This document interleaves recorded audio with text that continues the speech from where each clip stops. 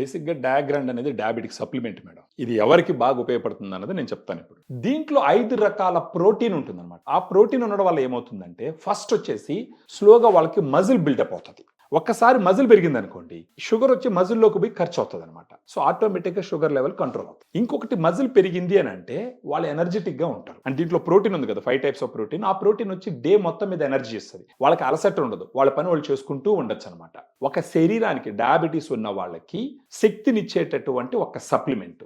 దీన్ని తీసుకుంటూ పోవడం వల్ల ఓవర్ పీరియడ్ ఆఫ్ టైం ఏమవుతుందంటే వాళ్ళ షుగర్ లెవెల్స్ కంట్రోల్ అవుతాయి. షుగర్ లెవెల్స్ కంట్రోల్ అయినప్పుడు డాక్టర్ని కలుస్తూ ఉంటారు వీళ్ళు. ఆ డాక్టర్ని కలిసినప్పుడు షుగర్ లెవెల్ కంట్రోల్ ఉన్నప్పుడు, ఎందుకంటే మజిల్ పెరిగింది, షుగర్ యూటిలైజ్ అవుతుంది కదా, అప్పుడు ఆ షుగర్ లెవెల్ కంట్రోల్ అయినప్పుడు డాక్టర్స్ పొయ్యే కొద్దీ నంబర్ ఆఫ్ టాబ్లెట్స్ తగ్గిస్తారు. అప్పుడు ఈ టాబ్లెట్స్ వల్ల వచ్చే సైడ్ ఎఫెక్ట్స్ కూడా కంట్రోల్ అవుతాయి. కాకపోతే అక్కడ టాబ్లెట్లు పెట్టుకునే డబ్బులు ఏం చేస్తారు, ఇక్కడ డయాగ్రాండ్కి పెట్టుకుంటారు. సో న్యాచురల్ గా డయాబెటీస్ తగ్గించుకునే దానికి ఖచ్చితంగా డయాగ్రాండ్ అనేది ఉపయోగపడుతుంది.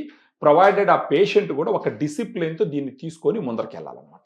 ఏజ్ అండి, ఏ ఏజ్ వాళ్ళకి ఇది సూటబుల్, ఏ ఏజ్ వాళ్ళకి రికమెండెడ్?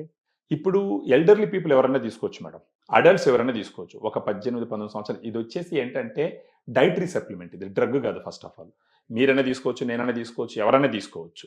రోజుకి 2 సార్లు తీసుకోవాలి. ఇది మిల్క్ తోట?